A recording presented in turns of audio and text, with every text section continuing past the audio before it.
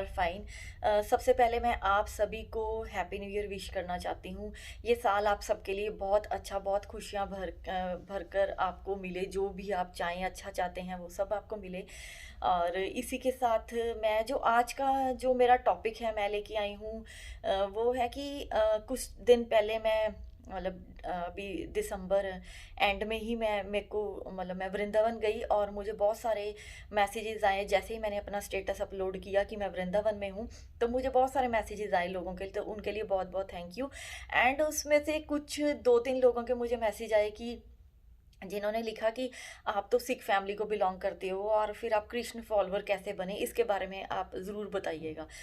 तो मैंने सोचा कि चलिए इस बार जो मैं वीडियो बनाऊंगी वो वृंदावन धाम के ऊपर ही मैं बनाऊंगी और मेरा खुद का सफ़र कृष्ण की ओर, इसके ऊपर ये वीडियो होगा।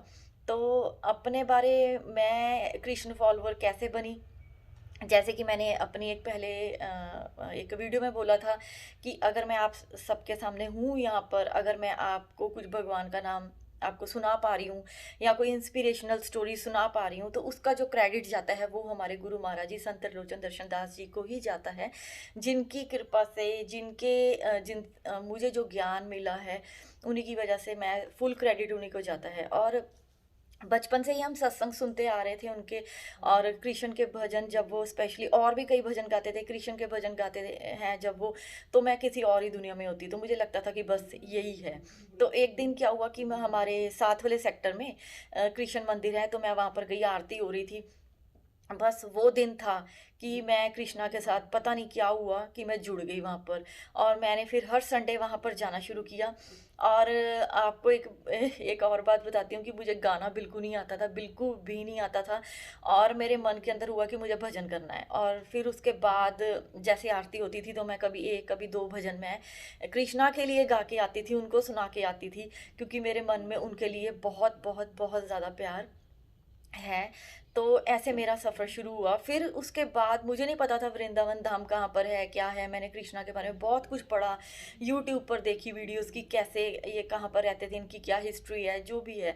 तो उसके बाद मैंने ऐसे ही मंदिर में बैठे बैठे मेरे मन में आया कि हे हे प्रभु, मैं भी क्या वृंदावन धाम आपका देख पाऊँगी, जहाँ पर आप रहते हैं, जो आपका घर है, मैं भी कभी जा पाऊँगी। और आप मानेंगे कि उसके सिर्फ 10 दिन के अंदर अंदर मुझे ये मंदिर में ये पता चला कि वो फर्स्ट टाइम एक लेडीज़ का ग्रुप है मंदिर का ही, जो कि वृंदावन धाम की यात्रा मतलब वो लेके जा रहे हैं। तो उन्होंने मुझे पूछा, मुझे पता था कि पता नहीं मुझे घर से परमिशन मिलेगी कि नहीं, मैंने अपने घर बात की।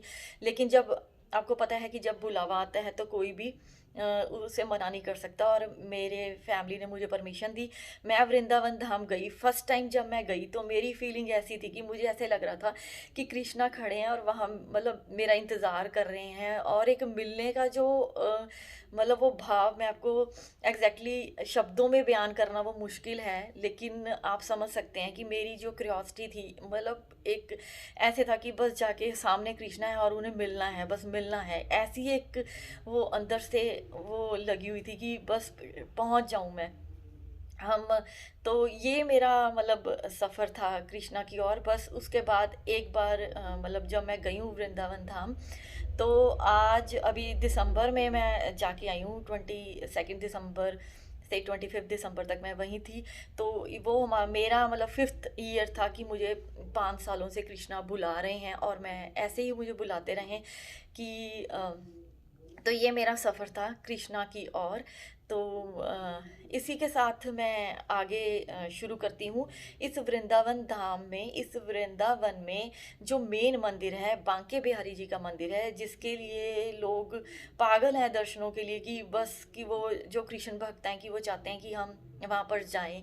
और ऐसे वहाँ पर और भी कई जगहें हैं जिनके बारे में मैं आपको बताऊंगी। तो सबसे पहले शुरू करते हैं इसी बांके बिहारी मंदिर जो वृंदावन में है, उसके पीछे क्या स्टोरी है। सबसे पहले तो ये बांके बिहारी जो कहा जाता है, बांके का मतलब क्या है? बांके का मतलब है टेढ़ा, और बिहारी जी का मतलब है विहार करना, यानी कि सुप्रीम एंजॉयर।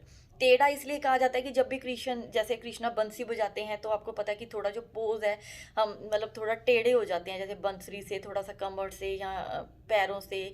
तो इस वजह से उन्हें टेढ़ा कहा जाता है। तो ये कहा मतलब द्वापर युग में राधा कृष्ण जी हुए हैं और और राधा जी की 8 सखियाँ हुई हैं, जिनमें से एक सखी का नाम है ललिता सखी। और कहा जाता है कि इन्हीं के अवतार हुए हैं श्री हरिदास जी, जिन्होंने प्रगट प्रकट किया बांके बिहारी जी को। वो कोई मूर्ति नहीं है वहाँ पर। वहाँ पर बांके बिहारी जी खुद प्रकट हुए हैं उस स्थान के ऊपर। तो राधा अष्टमी वाले दिन अलीगढ़ जगह हुई है। वहाँ अलीगढ़ के पास एक गांव है हरिदासपुर। तो वहीं पर ही श्री हरिदास जी का जन्म हुआ। और जब ये छोटे थे, इनका इंटरेस्ट कृष्ण की तरफ बहुत ज़्यादा था, उन्हीं की बातें करना, उन्हीं के भजन गाना। तो एक बार क्या हुआ कि उन्होंने सोचा कि मैं एकांत में मुझे रहना चाहिए, तो वो वृंदावन रहने के लिए वहाँ पर चले गए। और श्री हरिदास जी जो थे, ये तानपुरा के ऊपर संगीत बजाते होते थे। और कहा जाता है कि जब भी ये संगीत बजाते थे, तो पशु पक्षी जो थे इकट्ठे होके उनका जो ये संगीत था, ये सुनते थे, बड़े लगन से सुनते होते थे। तो एक चीज़ यहाँ पर मैं और बताना चाहती हूँ कि जो तानसेन हुए हैं, सम्राट अकबर के रत्नों में से एक रत्न हुए हैं, उन उन्हीं के ये गुरु हुए हैं हरिदास जी। हरिदास जी जो हैं वो तानसेन के भी गुरु रहे हैं। तो एक दिन उन्होंने उनका भतीजा जो था हरिदास जी का, वो भी उन्हीं के साथ रहते थे। तो वो हमेशा देखते थे कि ये भक्ति में लगे रहते हैं। तो उन्होंने क्या करा कि उन्होंने बोला कि तुम्हारा आज जन्मदिन है, मैं तुम्हें कोई तोहफा देना चाहता हूँ। तो उन्होंने कहा कि मुझे तोहफा नहीं चाहिए, मुझे एक बार एक आप कृष्ण जी की एक झलक दिखला दीजिए। कहते हैं हाँ ठीक है, मैं ऐसे ही करूँगा। तो उन्होंने बोला कि ठीक है, औरों को भी बुला लाइए।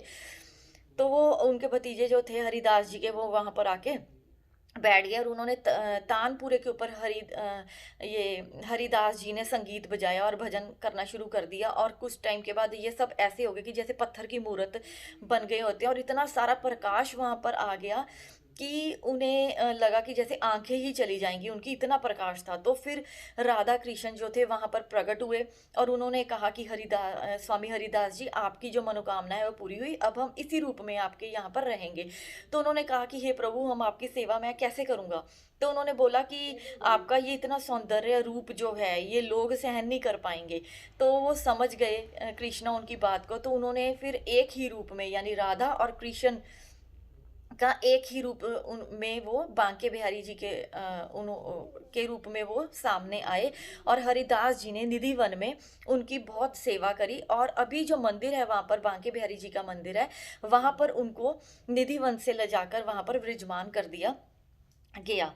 और फिर उसके बाद जो वहाँ उनकी सेवा की जाती है कि बच्चे की तरह। और वो एक ऐसा मंदिर है कि वहाँ जहाँ पर घंटी नहीं है वहाँ पर, क्योंकि कहा जाता है कि वो जो ठाकुर जी है वहाँ पर डिस्टर्ब हो जाएंगे। तो इस वजह से वहाँ घंटी नहीं लगाई गई। और ना ही एक इकलौता मंदिर ऐसा है कि जहाँ पर मंगला आरती नहीं की जाती, क्योंकि ये है कि रात को कृष्ण जी जो हैं वो जाते हैं निधि वन में और सखियों के साथ, राधा रानी जी के साथ रास करते हैं और वहीं पर वो विश्राम करते हैं। और सुबह उठ के फिर वो अपने बांके बिहारी मंदिर में आते हैं लोगों को दर्शन देने के लिए। इस वजह से उन्हें मंगला आरती उस मंदिर में नहीं की जाती है। उस मंदिर की एक और चीज़ है कि वहाँ पर हर थोड़े देर के बाद पर्दा कर दिया जाता है। तो उसका कारण ये है कि वहाँ पर एक कहानी है कि कहा जाता है कि एक वहाँ पर लेडी गई, जिसके कि उसने अपने पति को मना के वहाँ पर आई थी कि मुझे दर्शन के लिए जाना है। तो 3-4 दिन वहाँ पर रुके। जब पति ने बोला कि चलो अब हमें वापस जाना है, तो उसे बड़ा हुआ। तो उसने कहा कि हे प्रभु, मैं अब आपके दर्शन कैसे करूँगी, आप मेरे साथ ही चलिए। तो कृष्ण जी जो थे एक बच्चे का रूप धारण करके उसी के साथ जाने लगे। और जैसे ही मंदिर के अंदर देखा गया तो बांके बिहारी जी वहाँ नहीं थे। और जो भी वहाँ के पंडित थे, उन्होंने जाके जब उन्हें ढूंढा, तो वो बच्चा जो सामने आया, तो उनको फिर वापस वो लेके आए। कहा गया कि हे प्रभु, आप वापस चलिए। तो इस वजह से यही कारण है कि वहाँ पर मंदिर में पर्दा कर दिया जाता है हर थोड़ी देर बाद, ताकि उनकी जो निगाहें हैं वो और भक्तों के साथ ज़्यादा देर तक ना मिल पाएँ, क्योंकि बहुत ज़्यादा करुणामय हैं हमारे ठाकुर जी। और वो किसी के प्यार में मतलब वो पिघल जाते हैं और वो अपने भक्तों के साथ ही चल देते हैं। ऐसी कई घटनाएं हुई हैं वहाँ पर कि कृष्ण जी अपने भक्तों के साथ उनके घर चले गए या मतलब उनके साथ रहे, ऐसा इसी वजह से वहाँ पर पर्दा किया जाता है। वहाँ पर जब आप जाएँ तो वहाँ पर जो जगहें हैं, सेवा कुंज है, ठीक है? सेवा कुंज जो है वो राधा रानी जी का स्थान है।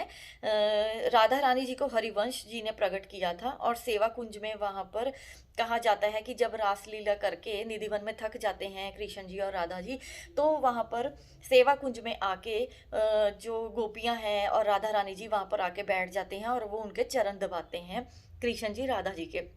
तो और इसके अलावा वहाँ पर अगर आप जाएँ तो राधा वल्लभ मंदिर है, राधा दामोदर है, गोपेश्वर मंदिर है, ठीक है? गोकुल है, नंदगाँव है, गोवर्धन है और मथुरा है और मेन मंदिर जो बरसाना है राधा रानी जी का वो वहाँ पर है। जब भी आप जाएँ तो वहाँ आप दर्शन ज़रूर करके आए। और ये थी वृंदावन के बांके बिहारी जी की ये कहानी जो मैंने आपको सुनाई है। अब मैं लास्ट में आपको यही कहना चाहूँगी कि जब भी आप किसी तीर्थ पर जाते हैं, सपोज़ कि जैसे माता वैष्णो देवी जाते हैं या मानसरोवर यात्रा लोग करते हैं, इतनी-इतनी दूर-दूर तक लोग बद्रीनाथ जाते हैं, इतनी दूर तक यात्राएँ करते हैं, तो मतलब वहाँ पर मैंने ये नोटिस किया कि लोग माँगते क्या हैं? मेरी शादी हो जाए, मेरे बच्चे हो जाएँ, ठीक है? मुझे नौकरी मिल जाए, मुझे घर मिल जाए, मुझे पैसे मिल जाएँ, ये लोग माँगते हैं। कभी आपने ये सोचा कि आप इतनी दूर पैदल चल के जाते हैं, इतनी चढ़ाई चढ़ के जाते हैं, तो क्या हम ये चीज़ें माँगने वहाँ पर माँगनी चाहिए हमें क्या? और मैं ये नहीं कहती कि हाँ, ये चीज़ें हमें नहीं माँगनी चाहिए, लेकिन मेरा मानना है कि अगर हम इस दुनिया में आए हैं, तो भगवान ने हमारे लिए हर एक चीज़, पहले हमने किसके घर जन्म लेना है, हमें क्या-क्या इस लाइफ़ में मिलना है, वो आपको टाइमली धीरे-धीरे सब कुछ मिल ही जाएगा, ठीक है? आपको क्या माँगना चाहिए? आपको माँगना चाहिए कि मुझे खुद ही भगवान मिल जाएँ। वहाँ अगर आप इतनी दूर यात्रा करके गए हैं, तो ये दुनियावी चीज़ें मत माँगे। ठीक है, बाकी हर हर एक का अपना अपना इंटरेस्ट है, अपनी विश्वास है। तो लेकिन मेरे को यही लगता है जैसे अब मैं बांके बिहारी जी के जाती हूँ मंदिर, वहाँ पर बहुत भीड़ लगी होती है। सभी का होता है कि आगे जाएँ, दर्शन करें, जो फूल माला मिले, प्रसाद मिल जाए बस हमें किसी तरीके से। और मेरी नज़र इस बार क्या हर बारी मेरी मैं नोटिस करती हूँ वहाँ पर लोगों को कि कुछ लोग, इतनी भीड़, इतने लाखों लोग वहाँ पर जाते हैं, लेकिन उनमें से सिर्फ़ गिने-चुने मुझे सिर्फ़ 2 या 3 लोग ऐसे मिलते हैं, दिखते हैं मुझे उस भीड़ में, जिनकी आँखों से अश्रु बह रहे होते हैं उस प्रभु के लिए, उसको देखकर, उनको निहार कर कि हे प्रभु बस आप ही हो। तो उनके लिए तो सब कुछ मतलब भगवान ही होते हैं, वही बांके बिहारी ही होते हैं या जिस धाम पर वो जाते हैं वो ही सब कुछ होते हैं। तो वो असली प्रेम है, हमारे जो दिल से, हृदय से प्रकट होता है, उस उसके लिए, उसको माँगने के लिए कि आप ही सब कुछ हो। तो मैं उम्मीद करती हूँ आपको मेरी ये आज की कहानी अच्छी लगी होएगी, ये यात्रा वृंदावन की। तो अ, अच्छा एक चीज़ और है कि मेरे को ये भी पूछा गया था कि वृंदावन अगर जाएँ तो कई बार उन्हें अच्छी जगहें वहाँ पर नहीं मिलती है। तो वहाँ पर एक पंचकुला भवन है जिसे मैं मतलब पर्सनली आपको रेफ़र करती हूँ कि एक बहुत अच्छा स्थान रहने के लिए, एकदम होटल के जैसा क्लीन, और खाना सामने बनता है, सामने आपको बना के सब कुछ सर्व किया जाता है। और अगर आपको रहना हो तो वहाँ पर आप रह सकते हैं।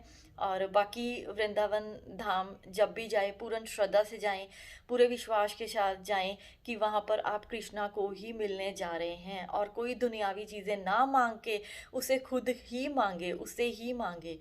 तो thank you so much. Take care.